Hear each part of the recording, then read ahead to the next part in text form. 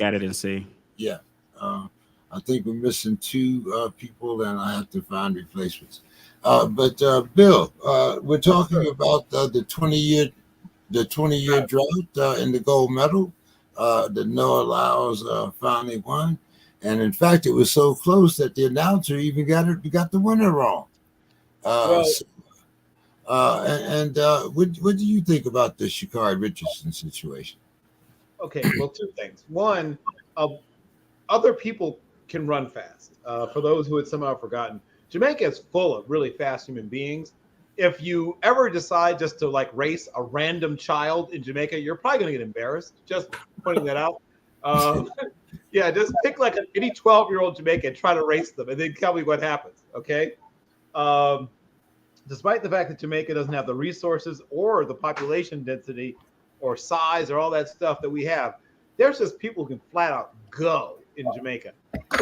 If someone gave me like $180 million and said, build me a machine that will funnel wide receivers and defensive backs in the NFL, I would build a football academy in Jamaica and one in Haiti, right? And just watch it happen. Haiti. Haiti, have you ever raced someone in Haiti? You're gonna get smoked. I'm telling you now. I feel like you might want to let that a few things blow over there, Bill. Like before that, the Jamaica's all good. I think you can run that, right? Sapu Esyan. Shout out to my Haitian friends. And people like to bag on Haiti. Haiti is like any other place, like Detroit or New York or whatever. You have to know where to go and where not to go. But I will say this much: it is actually a beautiful country. The people there are super friendly, except for the kidnappings. And Well, you have to take the good with the bad. yeah, The food is amazing. yeah. Other than that, Miss Lincoln, how was the theater? Yeah. I mean, yeah, hey, Well, except for that, Mrs. Kitty. How was your? But it's like going to Tijuana. It's to watch a fight. It's okay unless the American loses. Yeah. it is no longer. We no longer just show up and finish 1, 2, 3. And frankly, that's the way it should be. The rest of the world is full of fast people, and we get reminded of that. I mean, we're not going to see another Usain Bolt for a while, people. I'd like to remind you, this guy is damn near 6'5" and 200 pounds. Yes, very And he tall guy for ran sure. 9.58. Do you know that I can't skateboard on a downward incline 9.58 in 100 meters? What I was an 800 meter guy. I wanted to be like everybody. I wanted to run the 100. I don't think I ever broke 11 seconds. I got below 11.2 a couple of times. People don't realize how fast 9.58 is. And then you look at the size of Usain Bolt. People say, "Oh yeah, Randy Moss is a super freak." We're talking about somebody who's basically slightly larger than Randy Moss.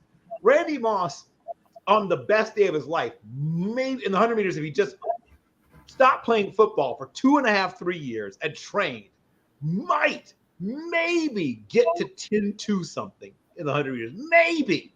He ran 9.58. I don't think people quite understand how ridiculous that is.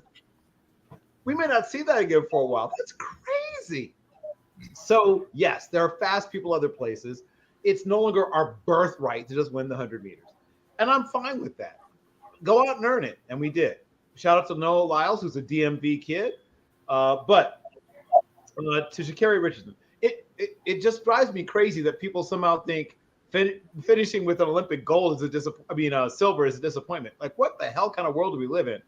I mean, I know Ricky Bobby said if you're not first or last, I get it, but do you know, once again, what a top-tier elite freak show athlete you have to be with all the pressure on you, not in your home country, right, in France, with all the pressure that some of it's self-generated, but all the pressure that's on her in particular, and to go out and still get a silver.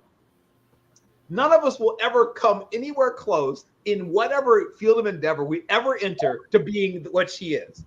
I'm not about to take shots at somebody who's 1,000 times better at what she does than what I am at what I do. It just is silly. All right. Good understanding there. So let's move on now to college football. And we're going to talk about Demetrius' favorite person, Demetrius is traveling. He said this is hopefully his last week, and he'll be For a while, yeah. week. But it seems that Jim Harbaugh said he was not aware of any University of Michigan violations. Yeah. However, the NCAA has said that they're punishing him for unethical conduct, and he basically has a 4-year suspension. From Now, what? Paul Feinbaum says that he thought that Harbaugh should get an Emmy for his response to that question. Don, what did you think about Jim Harbaugh and the situation at Michigan? Looks like Don stepped away. Well, you can start, Reggie. I think it's classic Jim Harbaugh. Wasn't me. Like, what are you gonna do? Like, you got to catch me, bro. I'm sorry. I'm not there no more. Like, what are you gonna do? I'm gonna go. I'm gonna be here for week 1 with all the cameras on me in my NFL life, following me around, and not giving a damn about what you think. So, shout out to Jim Harbaugh doing what Jim Harbaugh has done for years. This is very Jim Harbaugh-ish, and just more Jim Harbaugh stuff, in my opinion. Bill? Well, so here's what I will say. There's an old saying that if you close the barn door, but the horse has already escaped, what have you really done? It is fun to hear Jim Harbaugh react to this. So, I mean, what would have to happen for this punishment to really have any bite to it, right? They'd have to first get him to voluntarily leave the job he's taken, where he makes a gazillion dollars, go back to Michigan for, I guess, a day or whatever it is, so he could receive his punishment. Sort of like when guys retire, with the team that drafted them for a day, they could be like, we are now make you by fiat, right? The coach of Michigan for a day so we can punish you. That would be fun to watch at least. I guess the NCAA enjoys theater of the absurd, right? In case you've forgotten. So it gives us the chance to all circle around and watch the NCAA do what it does. Until they finally lick this whole time travel thing, they will not be able to really make much out of this, but it is fun to hear about. Don, what did you think about the Jim Harbaugh situation, his response, and once again, does the NCAA really have any bite? They have no bite. So Jim Harbaugh, and let me tell you about him. I love the guy. I love what he did at Michigan. I love the way he approaches his players. I like the way he coaches. However, I also know that as much as I like him, I also know that he has some character flaws, if that makes sense. But Jim Harbaugh did what he set out to do. He ended Ohio State's dominance in Michigan. He's beat them 3 years in a row. He has his national title. And he doesn't have to. I mean, next time he goes back to Michigan, they'll probably throw him a parade. They don't care what the NCAA says. So, he's going to be enshrined in the NFL for the next few years, and he actually never has to work another day in his life. So he's mission complete for Harbaugh, basically. Yeah, he got spend his remaining days on the golf course. He didn't give a shit what the NCAA says. So. Right. I don't know if he cared when he was there. I don't know if he cared. No, what they he said. didn't. Okay. Don, I want you to start this one here. Mainly because your team is now joining the SEC, but we have an SEC analyst, Chris During, and he revealed his top 5 SEC wide receivers of the last decade, the last 10 years. And Don, this was his list. Number 5 was A.J. Brown from Ole Miss. Number 4 was Justin Jefferson from LSU. Number 3 was Amari Cooper from the Tide. Number 2 was Jamar Chase, another LSU, Joe Burrow's target. And number 1 was Devontae Smith, also from the Tide. Huh. Don, what do you think? Do you have someone that you think should be in the top 5, somebody that should be eliminated, or are you good with this list? I'm good with that. And that just tells me that the top recruiting at Alabama, LSU did, to have 4 of the top 5 in that era. So I think that's just, phenomenal.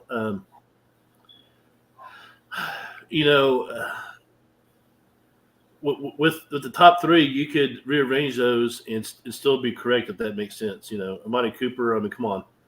He could be number 1 or 2. So I have no problem with that list. The thing about list is, you get 10 people come to the list, will come to 10 different, rankings. But I have no problem with that list. It's, to me, it's legit as any other list. Reggie. Whenever there's a Tide person at the front, there will be no arguments for me about the list and the list order.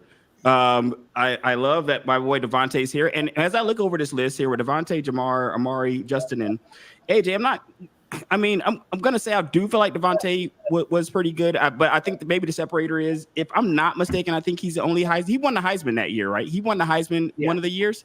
So yes. he looks like he'd be the only Heisman winning receiver on this list. These other guys didn't win a Heisman, right? Like, you didn't get one from Brown or Jefferson or Cooper or Chase.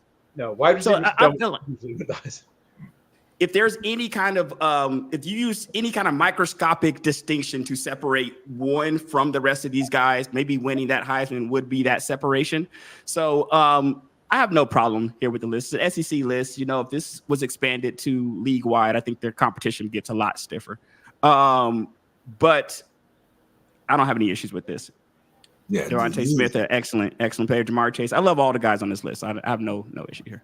Yeah, this is just SEC wide receivers, no one else. Bill, what do you think about this list? I have a problem with Brian Edwards, who outproduced some of those guys with worse quarterbacking not being mentioned. I think there's a bit of a bias towards the better programs and guys who have better NFL careers. But if you just get super bored, look at what Brian Edwards did in his career in South Carolina with quarterbacks who, are like the who's who of who for the most part. Not guys that ended up being drafted in the first round or drafted at all in some cases.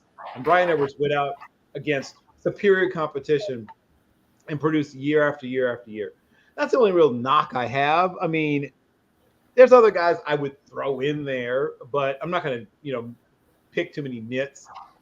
It's impossible to argue with Devontae's career.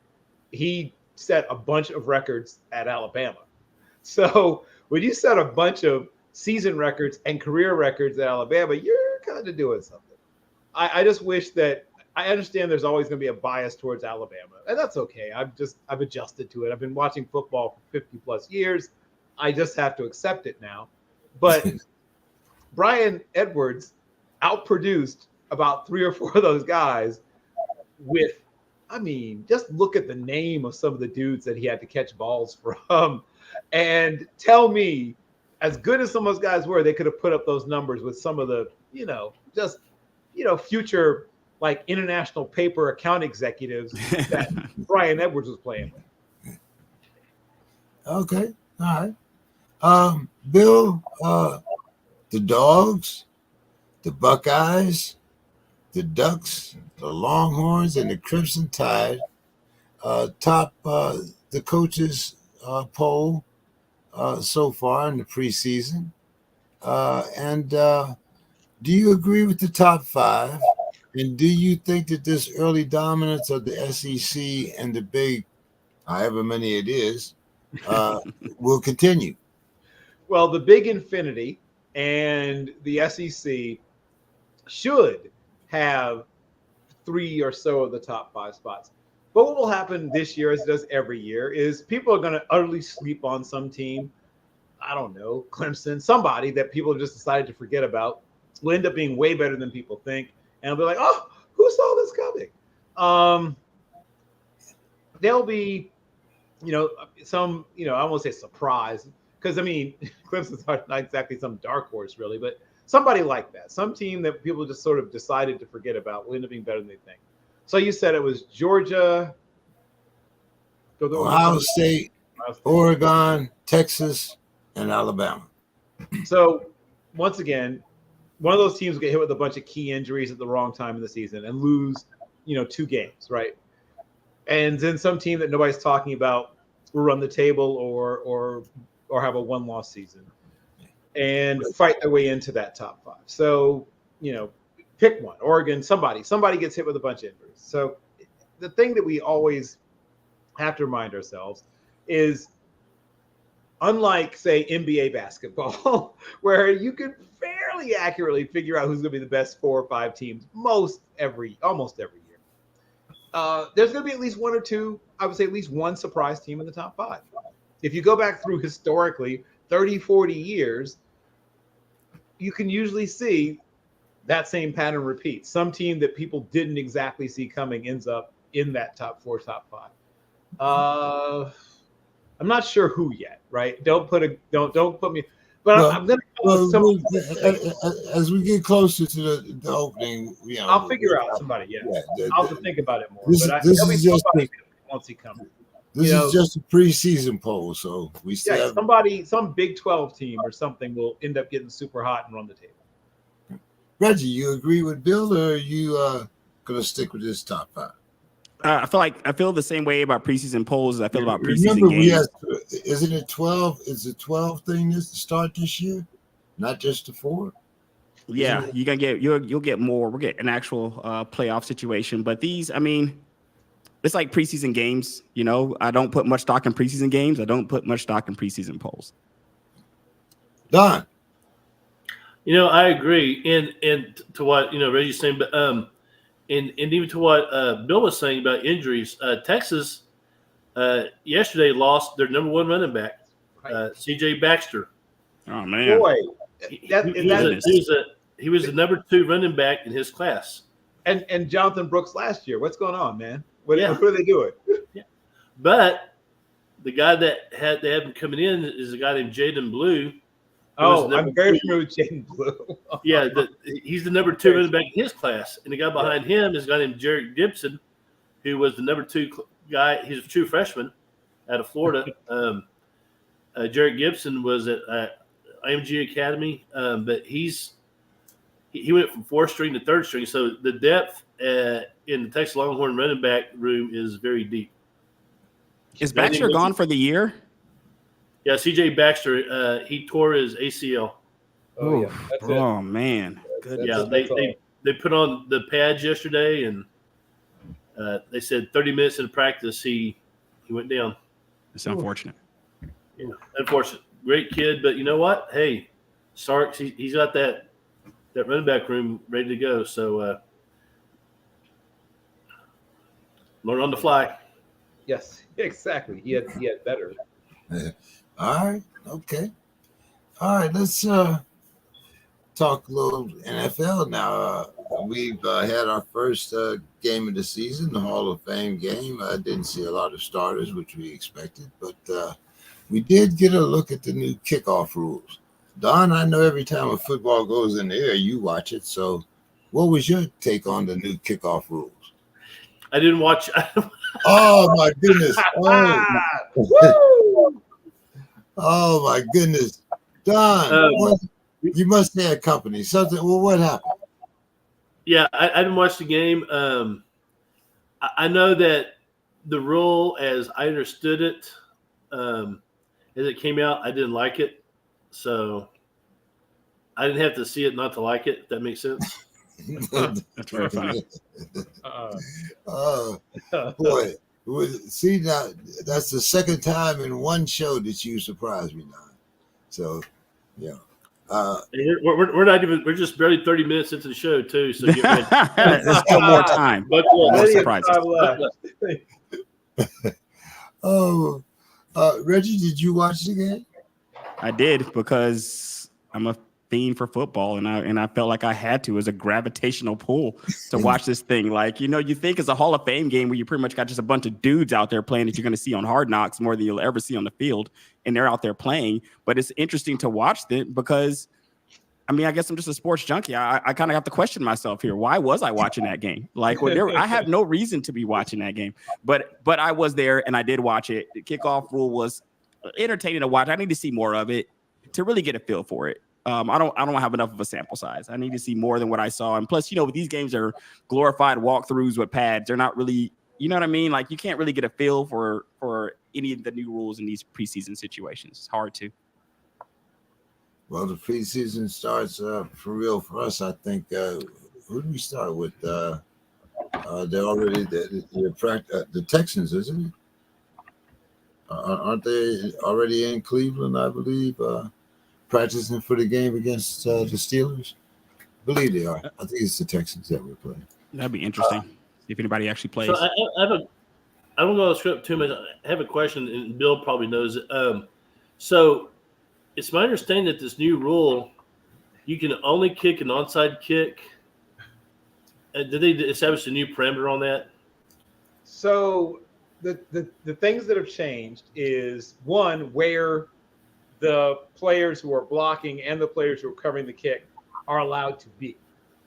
Also, you're not allowed to overload on one side of the line, like, where it would be like, we're going right or going left, and you're all right.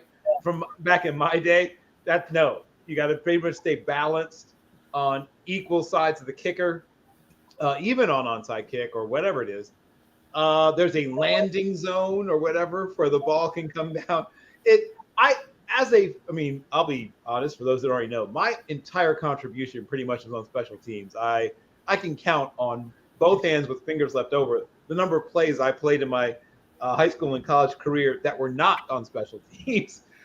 So this was my major contribution. Yes, babe. Lane 3 or L3, which is left three left from the kicker on kickoff return. I gunned on punt return. I was on PAT block and punt block.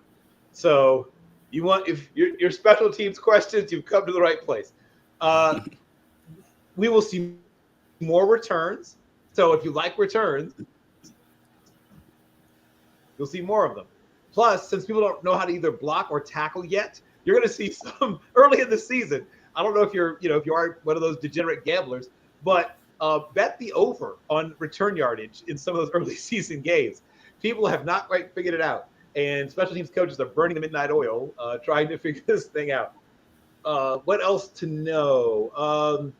So where they experimented for last year with having, if a ball wasn't returned, it coming out to the 25, they've gotten rid of that. So they're trying to push up the number of returns, but make them safer, because they're trying to reduce the amount of terminal velocity collisions, right? In my day, you got to build up a really good head of steam and then slam into someone full on, and then go take a math test. And so they decided maybe that wasn't the best idea. So they've taken away the ability to get that running start. You're basically coming from a standing start as the ball is kicked, and you're only allowed to, and because the kickoff area isn't as far back, you're not building up as much speed. So their assumption is they're going to reduce the number of high-speed collisions, and with that, concussions. I like things about it because I hated the return game basically being reduced to almost nothing. Like, that killed me. I know it may not bother everybody, but once again, it's an old special team where I thought it was awful. That there were guys who used to justify their existence in the NFL. The Hank Bowers, the Leslie Speedy Duncans, Steve Tasker. There's a list of. If you want to ever talk to me about the special teams, non-kicker special teams, Devin Hester get into the Hall of Fame, right? Devin Hester Does Devin Hester get into the Hall of Fame with a rule like this? I don't know. Oh, he wouldn't spell the Hall of Fame with a rule like this. At least not yet. Like I said, these are smart guys, special teams coaches. They'll figure out a way to pop big returns with this, but they're still. This is the first anyone's. First of all, for once again, those who haven't done much special teams, at the pro level, live special teams practices are really rare nowadays. Yeah, because- nowadays. Right, they're very rare nowadays. Live, full on live, full go special teams practices are actually rather rare nowadays. Special team practices don't go as long as well, a whole other show. But you were always as a special teams coordinator fighting for time, right? Even in the old days, in the 70s and 80s, you were fighting for time. Now with the reduction in contact practices and practices as a whole, you're doing a lot of sort of walking through and here, watch this, and here's where you would stand. And now you add to it, this is, once again, everyone's a virgin. Nobody knows how this stuff works in terms of the new rule. So you're going to see some like yakety sacks funny moments a couple of times this year where people forget that you can't do certain things anymore. Because imagine you're like a veteran special teams guy. You've been doing this 11 years. And they're like, everything you learned is wrong, right? And people forget how much your body is conditioned when you play football that long to do the thing you do the way you do it. And they say, now do it completely differently. Woo. Like I said, if you're a degenerate gambler, bet the over on some return yardage totals in some early season games because people don't know how to even cover these things now. Yeah, this is true. Reggie, bigger expectations this season, Caleb Williams or CJ Stroud? So I feel like my answer here might be different from some fans' answer. My answer is going to be CJ Stroud because no matter who the human being is, as watching the NFL as long as I have, no matter who the human being is, I don't have elevated expectations for quarterbacks year one. I don't care what your name is. I just don't have them. I don't have them. You can come out look like Peyton Manning and be terrible the first year and then be great after. Like you just don't. I need to see these guys for 2 to 3 years. And that's why CJ Stroud is more important to me because he's entering that second year. So now I get a chance to see like, okay, so now teams have a whole year of film on you. They have a whole year of tape on you. Let's see if you can have a second year like you had the first. Once I see these quarterbacks have a second and third year, oh, you're a guy now. You're a guy because they've got tape on you. They know what you're going to do. Then they cannot stop you. Kind of like a Lamar Jackson type. Like no matter what, you know what he's going to do. You just can't stop the guy. And CJ Stroud may be that guy. Caleb Williams, even if Caleb Williams had a year like CJ Stroud had last year, I still would be questioning if he can have it again next year. So CJ Stroud is kind of in that process for me. So I'm looking more to CJ Stroud to see if it's get confirmation of what I saw last year than expecting Caleb Williams to put the Bears on his back and be their new Sid Luckman and run them into prosperity there somehow. Like I don't know what I don't have low expectations. I just don't have no expectations for Caleb Williams. Don. I have to agree with Reggie. My expectations of Caleb Williams is for him to probably be the next RG3 in NFL. Stroud, I think Stroud's got a great future ahead of him, so I'll go with that. Bill, in one breath. I mean, CJ, Coach Bernard Stroud the fourth is a rare, and I mean rare. He's the exception that proves the rule, right? To be that good that early on it shouldn't happen. It's not supposed to happen. And it is not fair for several reasons to expect that same kind of season from Caleb. I think he will be the best quarterback the Bears have had in quite a long amount of time. I think he's going to be more efficient, but similar in volume to some of the years we got out of Cutler, but with the extra added bonus about 850 rushing yards, right? Which I don't know if Cutler had 850 rushing yards in his career. So you're going to get my guess is about 3,745 or so passing yards, and like I said, about 850 or so rushing yards. So he's going to have a great season by Bears standards, particularly a great season. But Stroud might go for 5,000 yards passing. Like he is on a trajectory we rarely see. It is hard to overstate how difficult it is to be that good as a rookie quarterback, especially on a team that well, before you got there at least, wasn't expected to do all that much. But the pieces are all there, right? The stars are aligning. That is a young team, particularly on offense, a young team. And because of young, cheap, right? That's the thing that you care about. Young equals cheap in the NFL. So if your best several receivers are between the ages of 25 and 22, which I believe their top 3 receivers in targets were all between the ages of 25 and 22, their best running backs are all rookie deal guys. I can't remember who their number 1 tight end is off the top of my head, but I think he's young too, if memory serves it correctly. So most of the guys touching the ball on offense are under 26. That's what you want when you're building a team. As I said, like that's how you can be like executive of the year, right? If all your best players on one side of the ball are 26 and under, right? And then their defense just has to be solid. If they can do that, if their defense is solid and their offense is what I think it might be, they should be a team that has a legitimate shot at 12 wins. I mean, I don't see why they wouldn't. Yeah, they won 10 last year. So right. I think 12 is very much achievable.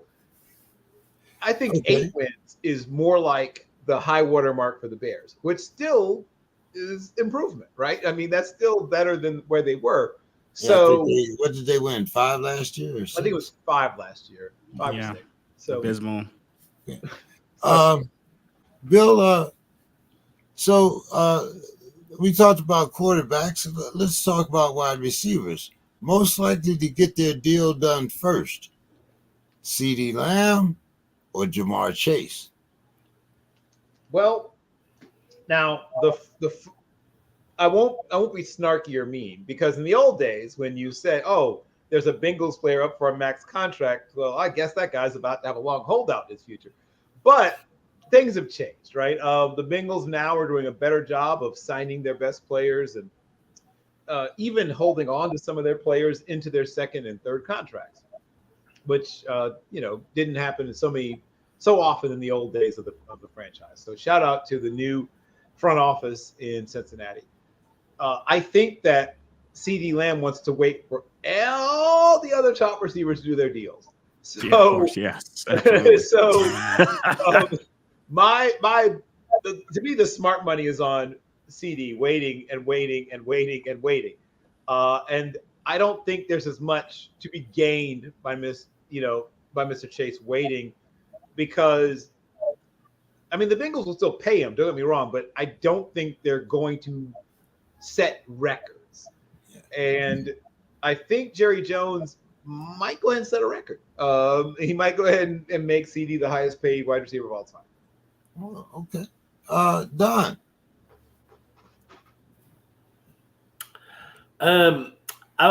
Those two, I would say Chase would probably be more like his deal done first. Yep. And a lot of the same reasons that Bill was saying. I think he's got that attitude of, I'm going to get this done so I can go out and play some ball and catch some footballs and win some games.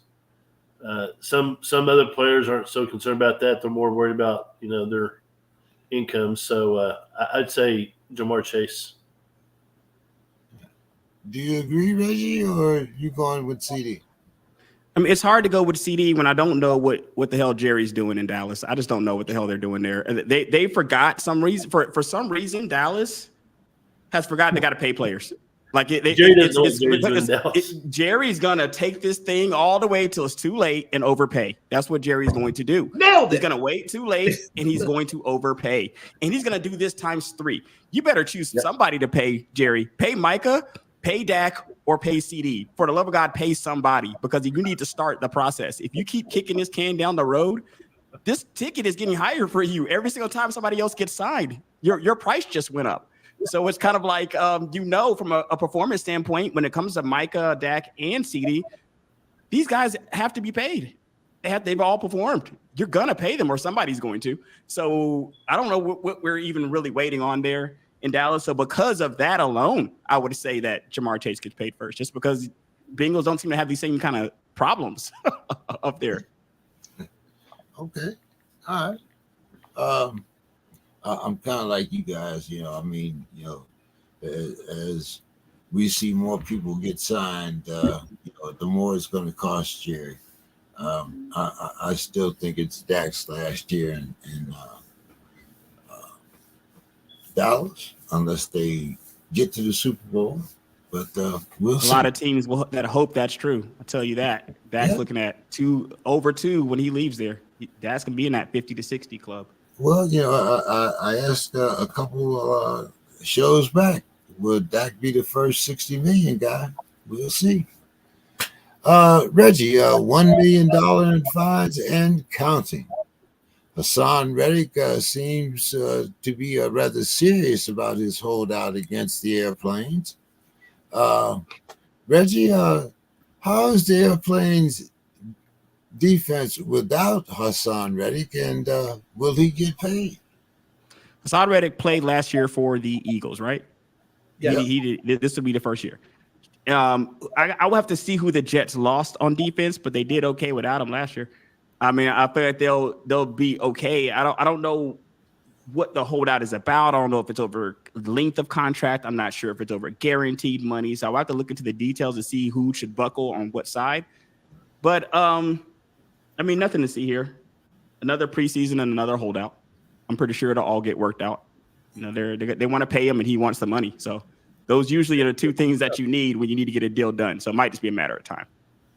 But Don, the Jets went into this agreement with the eyes wide shut. They knew that Hassan Reddick wanted a new contract when they picked him up. Yeah. So, Don, what's your take on this Hassan Reddick holdout? That's all.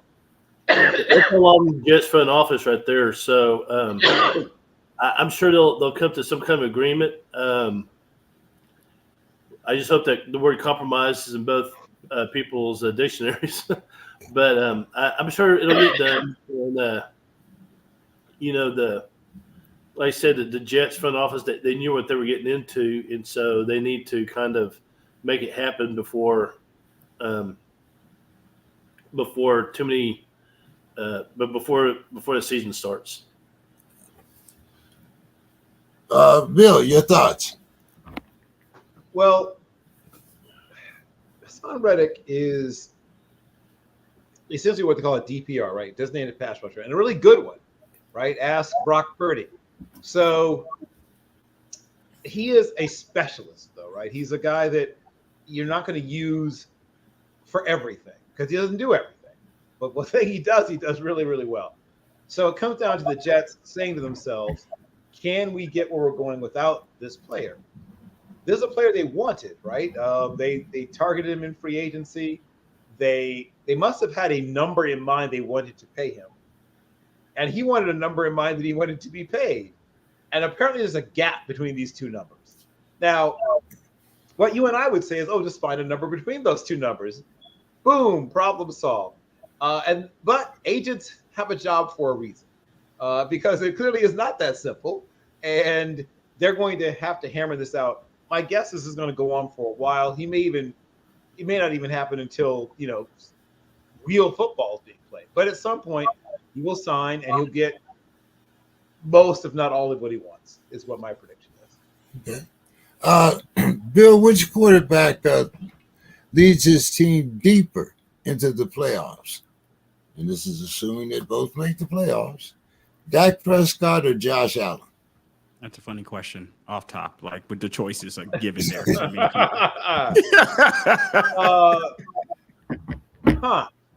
I'm going to surprise myself and everyone in the world by saying Dak for this reason only. I think the Bills run into some problems this year. I think the AFC East got tougher. I think they lost players the loss of those players is going to hurt them more than people think. I don't think people realize how much they needed some of those players that they did not bring back. And they're still going to make the playoffs, but I don't think they're going very far. I think they don't win a playoff game, and I think Dallas wins one. Oh, my God. Dallas gets to round 2. Okay. Reggie. I think Bill just broke news by even getting Dallas to the playoffs right there. Getting him like that. That's breaking news in Dallas. And you know what's funny is I kind of have to co-sign that point because you don't know what you don't know, right? And right now, I don't know what that wide receiver room looks like. What is it going to look like? I like Keon Coleman. I feel like he might be getting more targets in Buffalo than people think because who else is there now? They got rid of Gabe Davis and they got rid of Stephon Diggs. But I want to look at the targets amount between those two to see how many targets were vacated when those two individuals left. And I don't know who is going to replace them at this moment. So I kind of have to agree. Like if I had to look at the teams on paper, I like Dallas more right now than I like Buffalo on paper. I just don't know who Josh Allen's throwing the ball to there.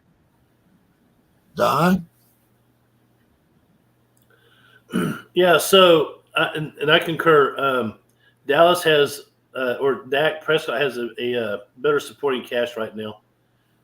What we do know is that Dallas will win games, but when it comes to the game they need to win, they'll find a way to botch it. But just with the roster, I think Dallas will go, further than the Bills.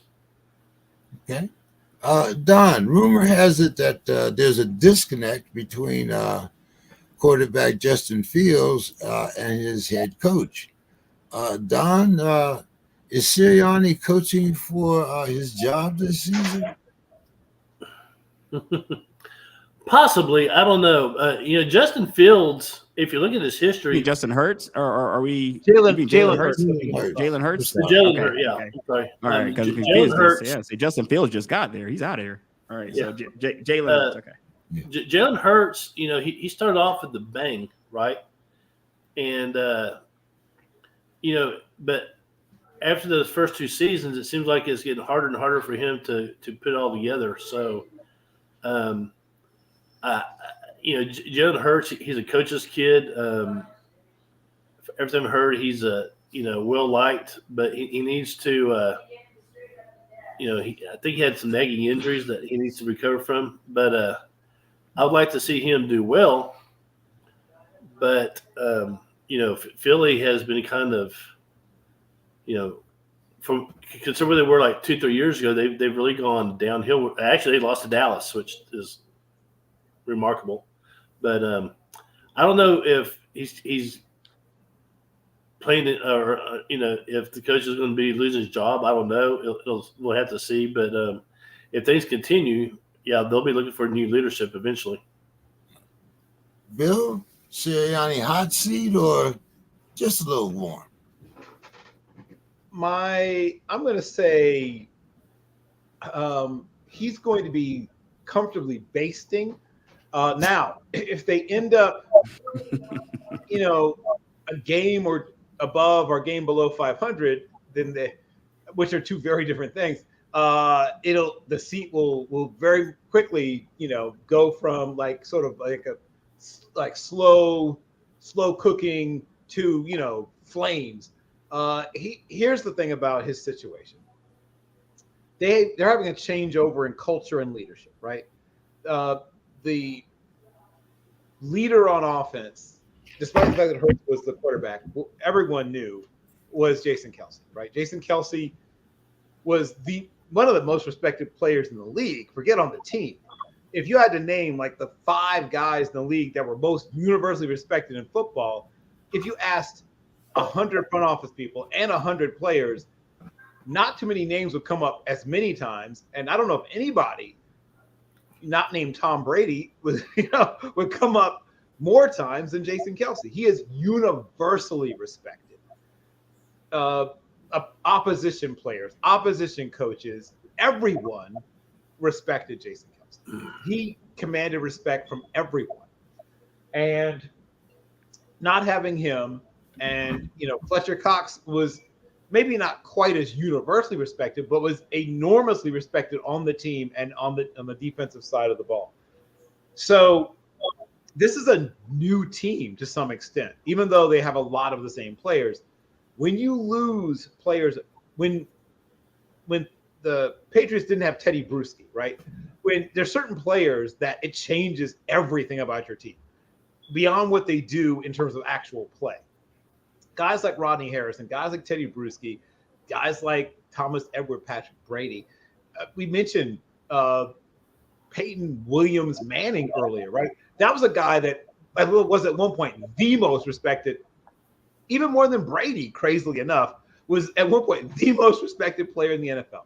Certain players, when they're not there, everything changes. That team is now finding its footing again with much younger people being now the most respected players on the team, not guys in their mid-30s.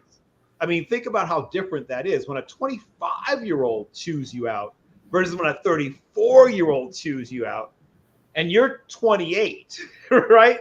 It's a different feeling. I know you and I are both military. I was commissioned as an officer when I was 3 months, just 3 months past being legal to drink, right?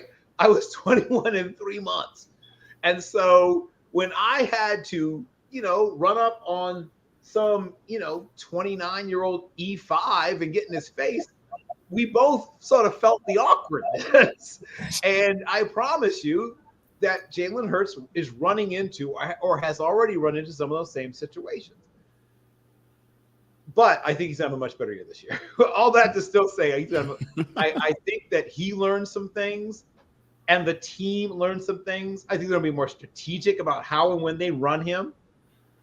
Note to the Buffalo Bills, I think they're going to be more strategic about how and when they run their quarterback who they need to be healthy late in the season down the stretch.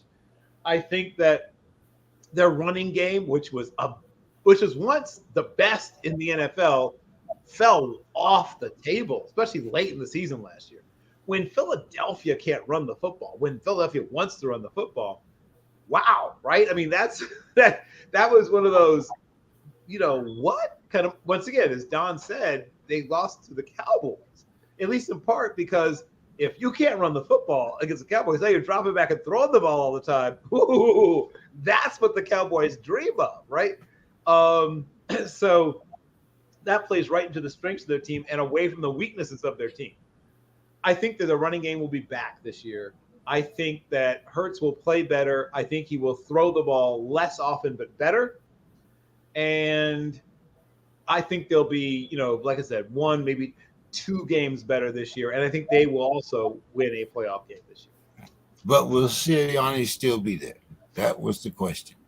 Yes or no? If they make the playoffs and win a game, I mean, while it's not impossible they fire him, I know that they're a little hair triggerish in Philly, but I would think that making the playoffs and winning a playoff game should keep you your job. They still have a jail down in Philly Stadium. You never know. Anyway, kind of moving on here. Guys, I was going to ask Mr. Scott that question, but I think as a panel we can answer this because this to me is kind of disturbing. After getting his money, now cautious Vikings wide receiver is so scared of re-injury. Now, the Vikings have also signed cornerback Moreau after losing cornerback Blackman to a torn ACL.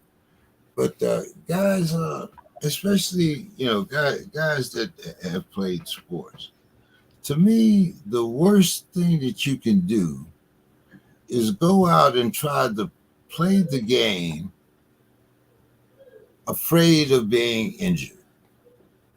If you're afraid of injury, 9 times out of 10, you're going to get injured. Now, maybe because the game has changed so much, I'm just, putting on my black socks and saying, hey, if you're scared, get your ass off the field. But, once again, like I said, the man has already got his bag. Don, what do you think about it? I mean, do you think that a player can play his best legitimately when he's scared of being re-injured? I mean, I'm just asking because this, this is a different territory for me. I never went out, played the game worrying about whether or not I was going to get injured. I guess that's why I got my face. But, that was part of the game, the violence of the game. That's what if you got that ball or you got that interception, you wanted to run over that first guy, or it wasn't always about trying to make him miss like they do now, But Don, your thoughts here? Well, I think it's funny that we're talking about playing not to get injured, playing scared. Can you imagine being in the 70s and 80s having to face like Lawrence Taylor and John Matuzak and Lalo Alzado and Lester Hayes, Jack Lambert? I mean, come on. So here's the thing: any sport, there's a risk of injury. I mean, you could rip a nail playing tiddlywinks. Come on. So, but you can't let that affect you. Mentally, you have to go out there and just say, I am not going to get hurt. I'm going to go hurt someone else. I'm going to inflict the pain on someone else. You have to have that attitude. If you don't have that attitude, well, first of all, you're not giving your teammates any rest because they're going balls out and you're holding back. If you play a sport like football long enough, or hockey, these collision sports, you're going to get injured. It's only a matter of time. I went, up until my junior in college before I had the major injury, but eventually it will happen. So, with that Jim Morrison song, "No One Gets Out of Here Alive" or something like that. Yes, so, right. Yeah. So, it's that attitude. You have to have it. Reggie, what do you think? I think that if I'm the Vikings organization, this is the last thing I want to hear. Is what I'm thinking. Like I gave you what, 35 per annum? Is that close to what he's going to be making? 35 million. I'm already cautious about that because I have to give you 35 million and have you attached to a Sam Darnold or JJ McCarthy. It's one thing to give you a 35 million and have you attached to a two or have you attached to somebody that has really about 4,000 yards a season on average. It's another thing to give somebody $35 million and have his productivity attached to an unknown. So you're already dealing with that as the Vikings. But now you hear this, and I kind of agree with what Don said. You're going to, from what I hear athletes say, they can't be in their head. They just have to go out there and do it. They just got to go out there and play and be free of, if you're thinking about re-injury, a lot of athletes say that's when you are probably going to get injured. If you're kind of going half mat or you're going half speed or you're constantly thinking about injury. So I, from a human standpoint, I get what he's saying because it's a real situation. These guys go through rehab. It takes a long time to come back. And then think about all that. And then some of these guys go out there in one play, they're right back into another 12-month rehab. So it's kind of like, I get the human side of it, but the business side of me says this is just something I would wish that my guy that I'm giving $35 million a year to was not saying or feeling. Bill, as Reggie said, you gave this guy almost $35 million annually. Would you have given him that if he had made this statement before he got paid? If you are Justin Jefferson and can do what Justin Jefferson does, he would have to practically commit a hate crime before you wouldn't give him whatever the money is. So let me say this. A lot of times players say things artlessly. I mean, they get media training. That's better now than they used to be. But every once in a while, somebody gets on and it says exactly what they're thinking. But, and there's a whole, in the brilliant career of one David Chappelle, there's one of my favorites is when Keep It Real goes wrong. And this is one of those situations. He's saying what a lot of players think, but they don't say it this way. What he really means, he's going to probably, especially early on, be a little smarter about certain things. Will he fight for every single yard all the time? Maybe not. And he's not the only guy thinking this. He just made the mistake or whatever of saying it. It's funny, we rip athletes for giving, pre-planned, pre-packaged, workshopped answers, and then we jump on them for giving us the honesty. So I guess there's no pleasing us.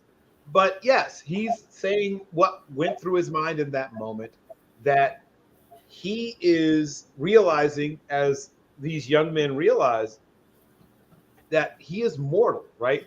And his whole business is his human body. And it is a fragile, fragile thing. And he tests its fragility, right, by playing American tackle gridiron football, where you find out what your body can take. If you ever wonder yourself, gosh, what can my body take? You found it. You found one of the ways to really test that. What exactly can your body do without breaking down on you? I don't think you will see him play differently. I think he's talking about his thought process. I think like almost every single one of the players you've ever seen play since you started watching football, when he gets out there, his instincts and training will take over and he'll be Justin Jefferson. But it's in the back of his mind.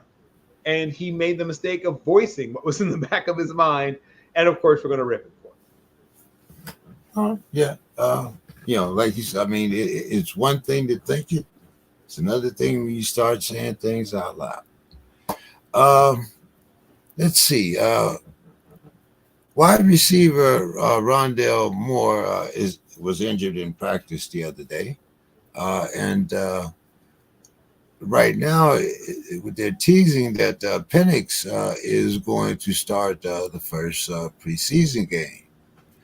Reports say that cornerback Clark Phillips III, backup quarterback Taylor Heineke, and Rondell Moore, before he was hurt, were having early signs of struggling in training camp.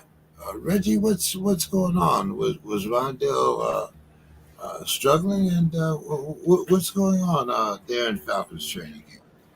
Well, Taylor Heineke, for one, he sees the writing on the wall. I think I really literally read an article that says Taylor Heineke sees the writing on the wall. Like that was really literally the headline for the article that I read. And it's true. They just drafted a guy at 8th. I mean, bro, what do you, and you just signed a guy for $100 million. What do you think? I mean, there's not really many expectations out of Taylor Heineke for me over here personally.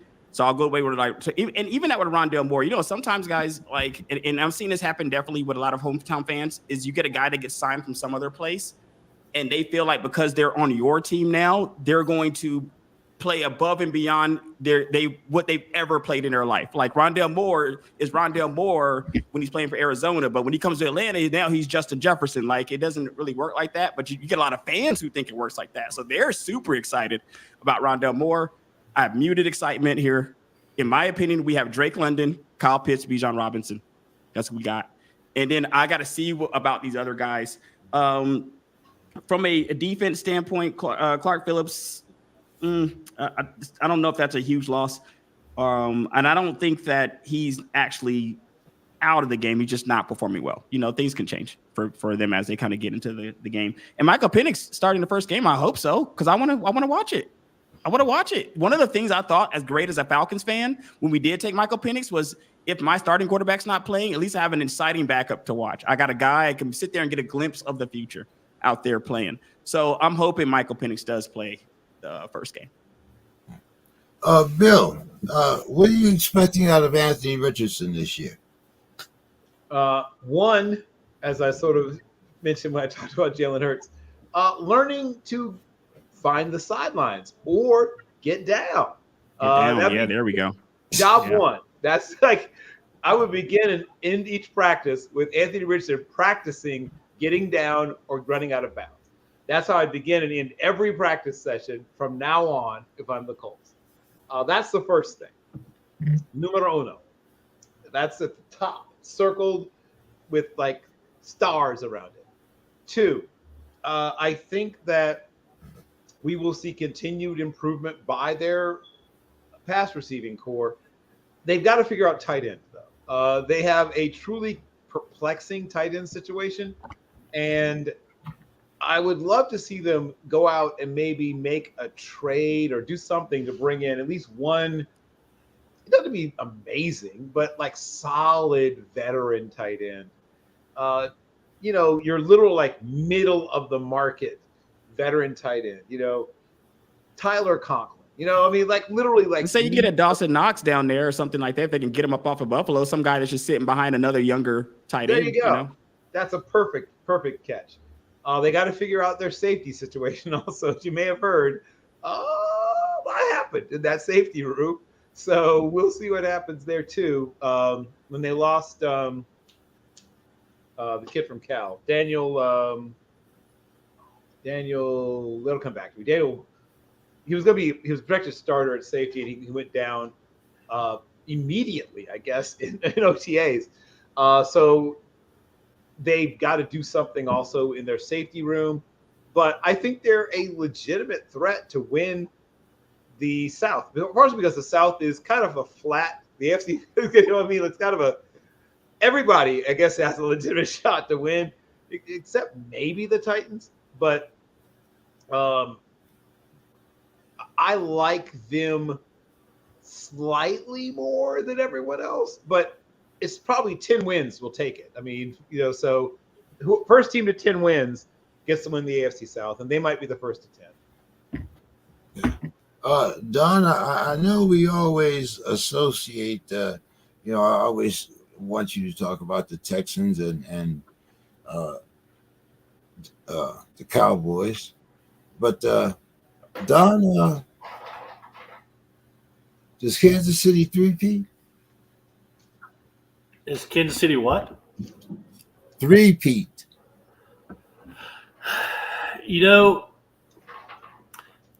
I think three-peat is one of the hardest things to do in any sports. Absolutely. But I like Kansas City's Chiefs. I like their chances. I mean, to me, I think the 49ers will probably be their opponent in the bowl. But when I look at the AFC, I really don't see a team that's going to be that roadblock to them. I would say that the Texans have as much as chance as anybody's been a dark horse to do that. But in the NFC, you can Detroit should be back in there somewhere. San Francisco. So, but I think the Chiefs have a very good chance of making that happen, and people will start talking more about Mahomes than they do Tom Brady nowadays. So that might be kind of fun to watch.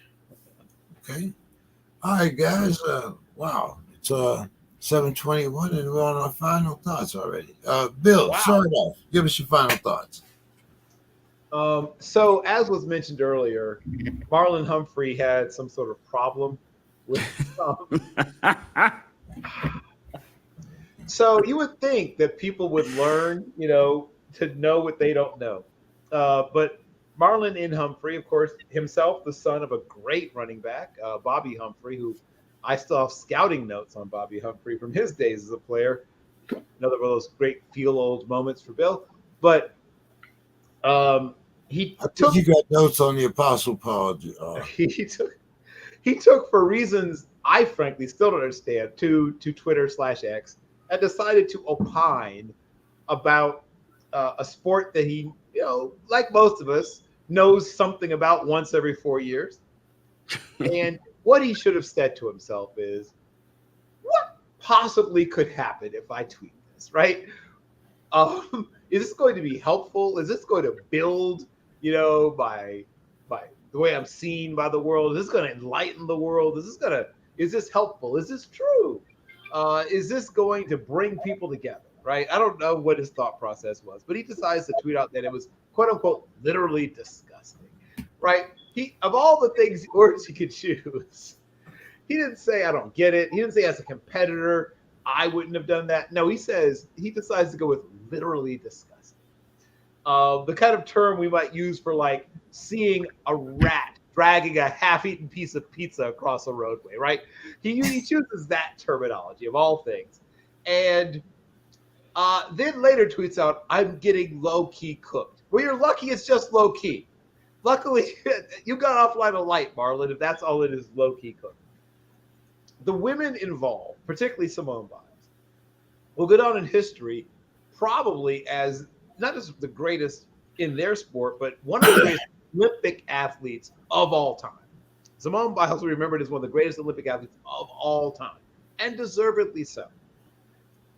Some of us here are old enough to remember when people will talk about a 19-year-old gymnast as, oh my God, right? How old? Like, you never see 19-year-old gymnasts. I remember Tracy Talavera competing in the 84 Olympics, and she was supposed to be on the 80 team, but we boycotted.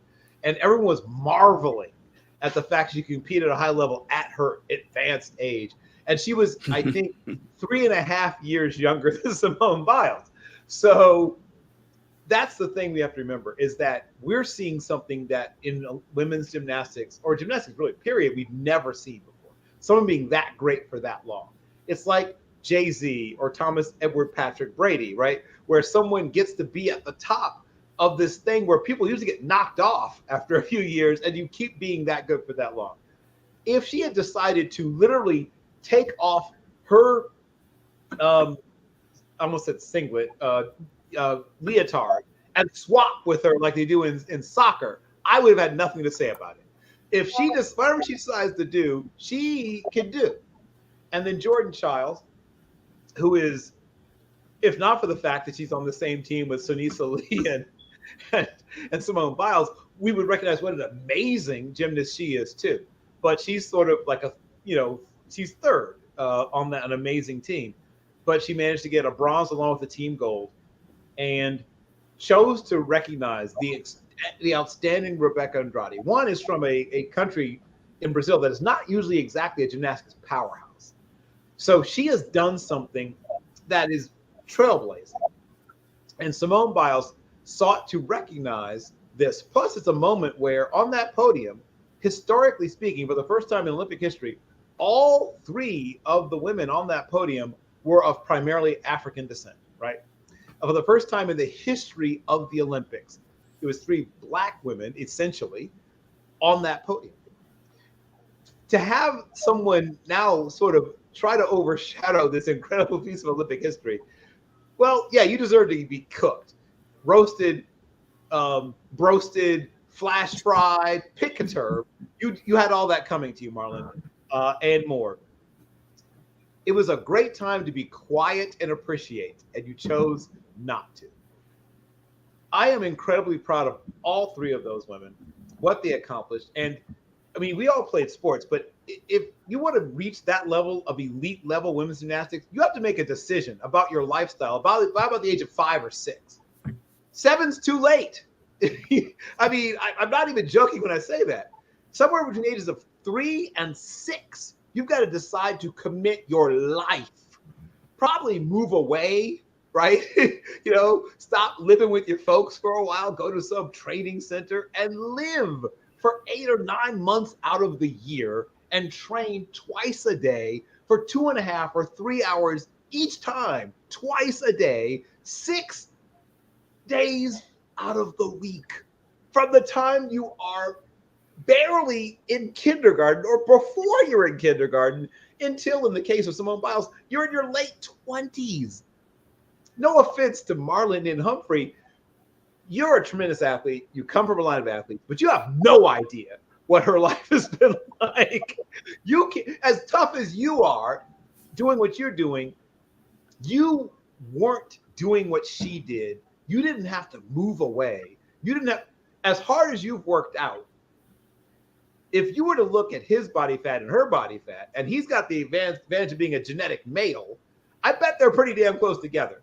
Simone Biles' power to weight ratio is like a 1963 fuel-injected split-window Corvette coupe with a 375 horsepower engine. She is insanely powerful for someone that size. The things she does, the height she, I'll give her flowers some other time. The point is that Marlon Humphrey should have just been quiet. Yeah, that was kind of the consensus that we all came to when I asked the question at the beginning of one. Right. Well, I was still coming on from a transition plan I had to do earlier, but yes, I wanted to make sure I weighed in on that. So, as the old Mark Twain quote is, "It is better to be thought a fool," was, but not just Mark Twain, lots of people said it, than to open your mouth and remove all doubt. I love that saying. Don, your final thoughts for the evening. Okay, I have several.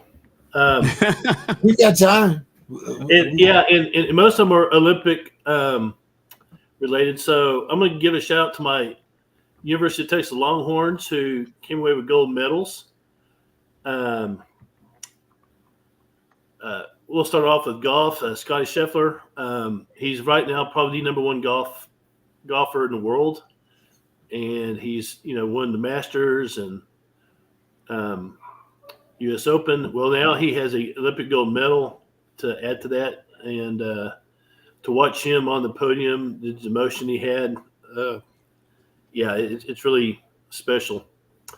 Then we got Ryan Krauser, who defended his gold medal performance in the shot put. Guy's 6'6", weighs about 320. He was recruited as an offensive lineman several years ago at UT, and he said, "I'm going straight track." He did a smart thing because all you got to do, a shoulder injury, which does happen, offensive lineman. So congratulations to him. Next part we'll talk about is Kevin Durant. They won, they're going to win the gold medal in basketball, and he became the all-time leading Olympic scorer in Olympic history of basketball. And he's a Kevin Durant UT guy. So good job, Longhorns. And the last person we'll talk about is young lady Julian Alfred. She's not American. She is the fastest woman in the world. She's from the island of St. Lucia. Yes. Which has excellent story there. Yeah, has a population of about, I think, probably the size of San Marcos, Texas. Yes. Austin, Texas is a much bigger city than the population of St. Lucia. First of all, she's the first medalist to come from that country, and the medal she won was gold. So, in those type of countries, that situation, they'll probably build a statue. They'll probably name a school after her, street named after her. She might run for prime minister. I think St. Lucia might be a commonwealth of the British Empire. I'm not sure. Yes. So that's a good job. She's another Longhorn. And the other Olympian I want to talk about, and since we're after dark, is the young man from France, the pole vaulter, who was in contention for a medal. He cleared his height, and on the way down, his dick got in the way, and the bar fell. Gotta tuck that thing, man. Gotta tuck it away. And if you're going to lose a medal, that's the way you lose it. Your dick's too big. So Don, we love Don. and apparently he got offered several million by Pornhub. Yeah, man. To show I was say it sparks off another career. And endorsement opportunities are endless there. Yeah, I mean, a lesser men would take advantage of that. But, anyway, I just thought that has to be that's like a National Lampoon movie script right there. It is in this moment I'm particularly missing the late Norm Macdonald. Because I'm just imagining what he could do with this moment. It's hilarious. I love Norm Macdonald. Yeah. So anyway, that's my final thoughts. For those who are wondering, the population of St. Lucia as of 2022, which their last census there, was 179,857 people. Wow. Smaller than my county that I'm in Yes. right now. Goodness gracious. I grew up in Virginia Beach, Virginia, and it's about half the population of Virginia Beach, Virginia. Goodness. Oh. Yeah, All right, Austin's a lot bigger. All right, Reg. I don't know if you can top the dickhead story, but No, man, I'm not even gonna attempt to try. You kidding me? I'm gonna go a total different direction here. In keeping with the Olympic theme, though, just giving a much thanks and appreciation to all the American athletes that have represented the country with professionalism and class in winning and losing. Despite what Marlon Humphrey has to say, he only speaks for himself, and he probably even wishes that he didn't speak for himself right now. So thanks, USA, USA, USA. That's it. That's all I got. all right, guys. Well, hey, good talking with everybody this evening. Great show as always. Bill, I hope you fare much better in your dynasty league than you have been in the past years. Wow. But first of all, remember we have a fantasy show coming up. Yes. It will be August 24th. We have Mr. Christopher Houck will be joining us. If you guys don't know who he is, please look him up. He's one of the fantasy experts, and he will be joining us right after the fantasy football convention, which will be held in Boston. That'll be the 24th at 10 a.m. Pacific time, which I believe is what's that 1 o'clock Eastern Standard Time. So Reggie, if you get a chance, it's on a Saturday. You can get in and ask Mr. Hauk any questions that you want. We do have one of our leagues is drafting on September 1st. So this show will be before all of our drafting. So guys, anyone that's ready to participate, come to the show. And I intend to take that championship shirt back from Demetrius. So anybody that's inclined, come on down. So, hey, great show tonight. Appreciate everybody turning out. And Reggie, will you be here next week or are you gone? I got to check my schedule. I usually won't get it to about the weekend, so I'll let you know around that time. And who was that you work? Did you work for events? Yes, I work for an events company. You do all types of events, social. It's usually like social events where there's like weddings, conventions. When the NFL was here for the Super Bowl, we did a lot of Super Bowl events and stuff like that. So it's like all different kinds of things, but it's fun. But it's a late night biz, man, for sure. Okay. Any thing you want to mention about your Braves before we get out of here? I'm cautiously optimistic with the injuries that we incurred in the beginning of the season. So I usually have a rule. I don't really speak on the Braves till end of August or going into September. They're going to do so they don't break my heart. So I'm going to stay cautiously optimistic, doing better than I thought with the injuries that we've had. Bill, Chicago's losing streak ends at 21. Hey, there you go. Here's what I will say about that. I thought they might have a shot to go for the record. It's always great when you have a chance to be part of history. The White Sox, it seems like not that long ago, you would see articles about in Baseball America, whatever, about how they had all this young talent who were all sort of coming together at the right place at the right time. And I'm reminded once again, one of the most difficult things on the planet Earth to do is to scout baseball players, right? We watch sort of I watched the NFL draft, as if my own life and the lives of everyone I love depended upon it.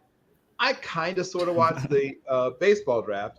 One, it goes on forever. You can't watch all of it unless you just don't have a job. And then two, I realized that like 2/3 of those guys will spend less than 3 years in the majors. Even in the first round, 2/3 of those guys are going to spend 3 years or less in the majors. It is fiendishly difficult to evaluate baseball players, especially since so many of them come straight from high school. You can watch 47, 6'5", 180-pound 18-year-olds mowed out everyone in high school, right? And have a 0.96 ERA.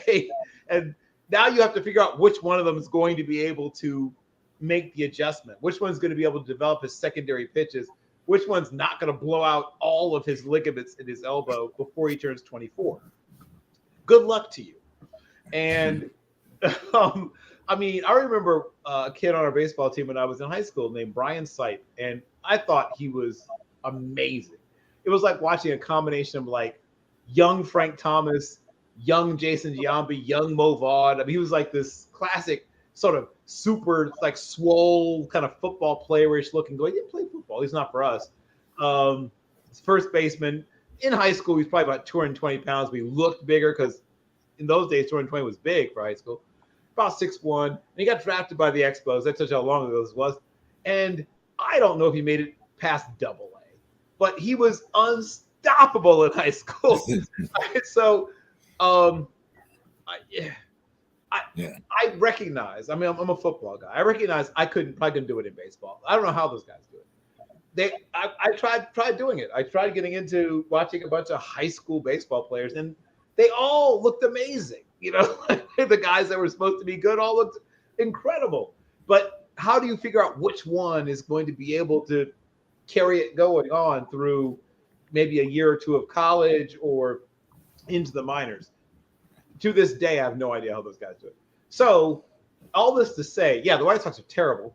And the only good news is that they're mostly young and mostly inexpensive and terrible, which beats being expensive and terrible. Sure. Shout out to the Mets.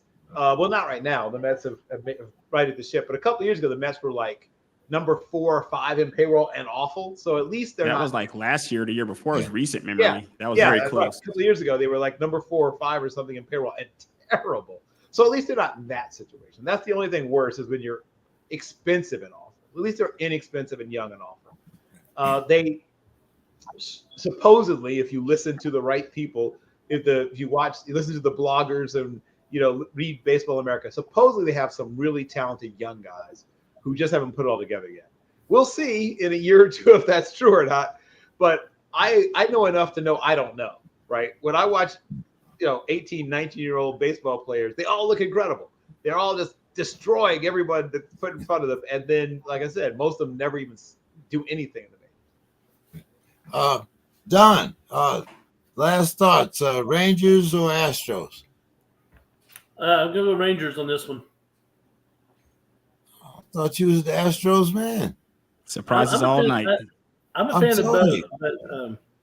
But my paternal grandfather was a Rangers guy. He had like season tickets, and then my maternal grandfather was a Colt 44 guy, and the Colt 44s became 45. the Astros.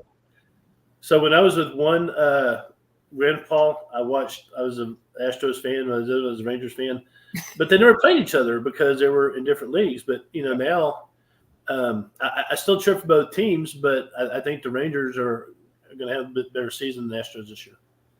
Was your grandfather, your maternal grandfather, was a fan of Jimmy Wynn, the toy cannon? Remember him? That's like early 70s, right? No, 60s. Goodness. Okay.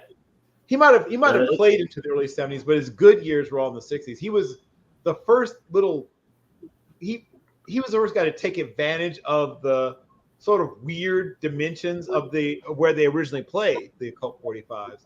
And he was probably like 5'8", 5'9", and 155, 160, maybe 165. But he was a tremendous dead pull hitter. And he was probably one of the first really good members of the Colt 45s, because once again, in the old days, the old expansion draft and everything was not very kind to new franchises. So usually they were, like not quite the Mets, but they were bad when they first came out. But yeah, that was one of the first really good players. And of course, they drafted Joe Morgan, which I'm sure was painful for your maternal grandfather, and then allowed him to get away to Cincinnati, where he became a Hall of Famer. Yeah. All right, guys. We ended up covering baseball, Olympic track, and field, gymnastics. Great show tonight. Overall, appreciate everybody giving us their time. And hey, I look forward to talking to everybody next Wednesday. And as I said, don't forget our fantasy football show. So get it in. Reggie, you came close last year, but hey. Yeah, I'm gonna try again. I'm gonna give it another go here. All right, guys. Have a good see you night. later, guys. A great weekend, and see you all next week. All right. Peace. Good night. Yes. He was with the Colt 45 from 63 to 70.